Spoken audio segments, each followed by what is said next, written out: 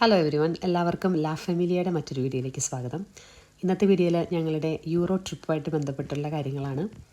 ഞങ്ങൾ സ്കോട്ട്ലൻഡിൽ നിന്നും by road ഫ്രാൻസിലേക്ക് euro tunnel വഴിയായിട്ട് ഫ്രാൻസിലേക്കാണ് ആദ്യം പോകുന്നത്. യൂറോ ടണൽ അല്ലെങ്കിൽ ചാനൽ ടണൽ എന്ന് പറയുന്നത് ഇംഗ്ലണ്ടിനെയും ഫ്രാൻസിനെയും തമ്മിൽ കണക്ട് ചെയ്യുന്ന അണ്ടർ സീ റെയിൽവേ ടണലാണ്. 1994 ഈ ടണൽ ഉണ്ടാക്കുന്നത്. 50 കിലോമീറ്ററോളം നീളത്തിൽ വ്യാപിച്ചു കിടക്കുന്ന ഒരു ടണലാണിത്.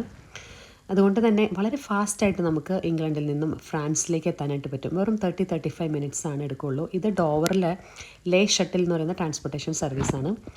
നമ്മൾ യൂറോ ടണലിലായിരിക്കുമ്പോൾ നമ്മുടെ കാറിൽ തന്നെ നമുക്ക് സ്റ്റേ ചെയ്യാം. നമ്മൾ ഇറങ്ങേണ്ട യാതൊരു ആവശ്യമില്ല. നമുക്ക് ഫെറി വഴിയായിട്ടും നമുക്ക് ഫ്രാൻസിലേക്ക് പോകാനുള്ള സൗകര്യമുണ്ട്. പക്ഷേ ഫെറി വഴി പോകുമ്പോൾ കുറച്ചുകൂടി സമയമെടുക്കും. ഇതാണെങ്കിൽ വളരെ ഫാസ്റ്റായിട്ട് നമുക്ക് ഫ്രാൻസിലെത്താം. അപ്പോൾ ഞങ്ങളുടെ ഇപ്രാവശ്യത്തെ ഐറ്റിനറി എന്ന് പറയുന്നത് നേരെ പാരീസിൽ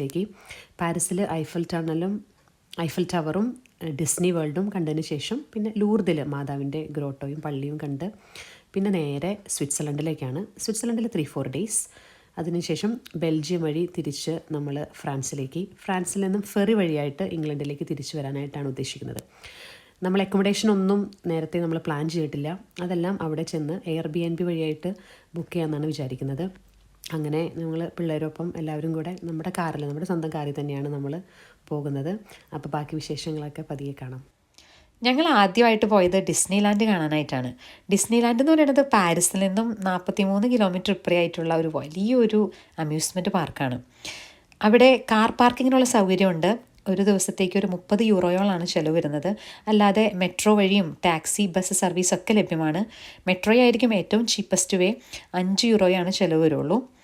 നമ്മൾ ഡിസ്നി ലാൻഡ് പോകുന്നതിന് മുമ്പ് ടിക്കറ്റ് അഡ്വാൻസ് ആയിട്ട് എടുത്തിരിക്കേണ്ടത് മസ്റ്റാണ്. അവിടെ ചെന്ന് കഴിഞ്ഞ് ടിക്കറ്റ് എടുക്കാൻ പോയി കഴിഞ്ഞാൽ അത് നടക്കുന്ന കാര്യമല്ല.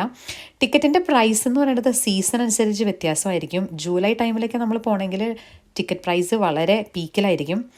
അല്ലാതെ അഡൾട്ട്സിനാണെങ്കിൽ 62 യൂറോ മുതൽ 99 യൂറോ വരെയും കുട്ടികൾക്ക് 57 മുതൽ 91 യൂറോ വരെയൊക്കെയാണ് ടിക്കറ്റിൻ്റെ പ്രൈസ് വേരി ചെയ്യുന്നത്. ഡിസ്നി ലാൻഡ് കാണുന്നതിന് മുമ്പ് നമ്മൾ മസ്റ്റായിട്ടും ചെയ്യേണ്ട ഒരു കാര്യം ഡിസ്നി ലാൻഡ് പാരീസിൻ്റെ ആപ്പ് മൊബൈലിൽ ഡൗൺലോഡ് ചെയ്യുക എന്നുള്ളതാണ്. ആപ്പ് ഉണ്ടെങ്കിൽ പല കാര്യങ്ങളിലും നമുക്ക് എളുപ്പമാണ്. കാരണം ഡിസ്നി ലാൻഡ് എന്ന് പറയുന്നത് ഒരു 4800ഓളം ഏക്കറിൽ വ്യാപിച്ച് കിടക്കുന്ന ഒരു വലിയൊരു പാർക്കാണ്. അവിടെ ചെന്ന് കഴിഞ്ഞാൽ നമ്മൾ കൺഫ്യൂസ്ഡ് ആവാനുള്ള സാധ്യതയുണ്ട്. പക്ഷേ ഈ ആപ്പ് നമ്മുടെ മൊബൈലിലുണ്ടെങ്കിൽ നമുക്ക് ഒത്തിരി ഹെൽപ്ഫുള്ളായിരിക്കും.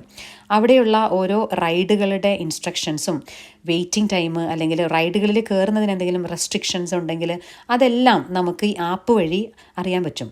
പിന്നെ അവിടെ ഫുൾ ടൈമും ഗസ്റ്റ് ഫ്രീ വൈഫൈ ഉള്ള കാരണം കൊണ്ട് നമുക്ക് ഫുള്ളി കണക്റ്റഡ് ആയിട്ടിരിക്കാൻ പറ്റും.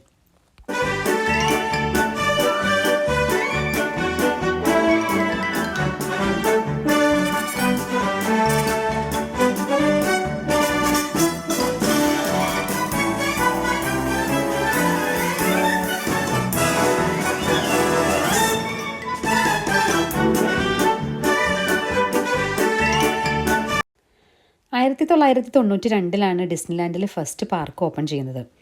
2 മെയിൻ പാർക്കുകളായിട്ടാണ് ഡിസ്നി ലാൻഡ് ഡിവൈഡ് ചെയ്യപ്പെട്ടിരിക്കുന്നത്. Fairy tale themed Disneyland പാർക്കും വാൾട്ട് ഡിസ്നി സ്റ്റുഡിയോയും. ഓരോ വർഷവും 15 മില്യണോളം വിസിറ്റേഴ്സാണ് യൂറോപ്പിലെ ഫേമസ് ആയിട്ടുള്ള അമ്യൂസ്മെൻറ്റ് പാർക്ക് വിസിറ്റ് ചെയ്യുന്നത്.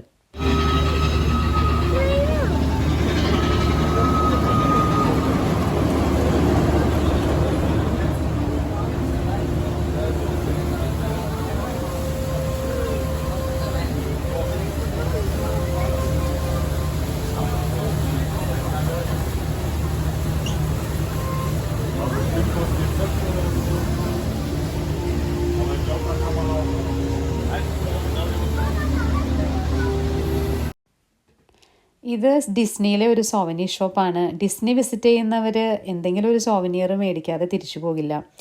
കണക്കുകൾ പറയുന്നത് ഇതിനോടകം ഏറ്റവും കൂടുതൽ ആളുകൾ മേടിച്ചിട്ടുള്ള സോവനിയർ എന്ന് പറയുന്നത് മിക്കി മൗസിൻ്റെ ഇയേഴ്സ് ആണെന്നാണ്. വൈകുന്നേരം ആവാറായപ്പോഴേക്കും ലൈറ്റൊക്കെ ഇട്ട് ഭയങ്കര ബ്യൂട്ടിഫുൾ ആയിരുന്നു ഡിസ്നി കാണാനായിട്ട്. അങ്ങനെ ഞങ്ങൾ പതുക്കെ ഡിസ്നിയോട് ടാറ്റ ബൈ ബൈ പറയാൻ പോവാണ്. ശരിക്കും ഒരു ദിവസം വളരെ നന്നായിട്ട് സ്പെൻഡ് ചെയ്തു. പക്ഷേ ഒരു ദിവസം ഒട്ടും ഇനഫല്ല ഡിസ്നി മുഴുവനായിട്ടും ചുറ്റി കാണാനായിട്ട്. അറ്റ്ലീസ്റ്റ് ഒരു 3 ഡേയ്സെങ്കിലും വേണം ഡിസ്നി ലാൻഡ് പാർക്കും വാൾട്ട് ഡിസ്നി സ്റ്റുഡിയോയും ഡീറ്റെയിൽഡ് ആയിട്ടും റിലാക്സ്ഡ് ആയിട്ടും കാണണമെങ്കിൽ. എങ്കിലും കുട്ടികളുടെ ഒരു ഡ്രീം ഡെസ്റ്റിനേഷനിലേക്ക് അവരെ കൊണ്ടുവരാൻ പറ്റിയതിൻ്റെ സന്തോഷം. അപ്പോൾ ഡിസ്നി ലാൻഡ് കാണാത്തവർ ഒരിക്കലെങ്കിലും അവിടെ പോകണം. അതൊരു മെമ്മറബിൾ ആയിട്ടുള്ള ഒരു ദിവസമായിരിക്കും എന്നുള്ളത് ഉറപ്പാണ്. അപ്പോൾ വീഡിയോയുടെ വൈൻഡപ്പ് ചെയ്യാൻ പോവുകയാണ്. വീഡിയോ ഇത്ര നേരം കണ്ടതിന് എല്ലാവർക്കും നന്ദി. എല്ലാവരും please like, share and subscribe.